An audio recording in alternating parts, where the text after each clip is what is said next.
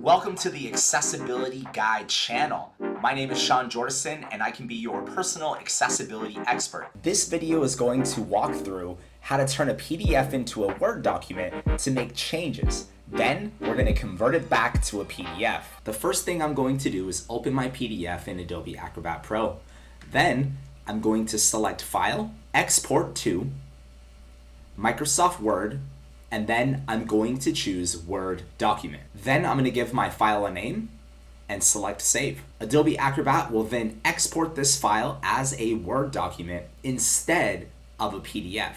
I'd like for you all to take a moment and hit that like and subscribe button for more tips and tricks on PDF accessibility. I could then open the file in Microsoft Word and we can easily update any of the text in the file that I want to change before finally doing a file save as and then changing it back to a PDF.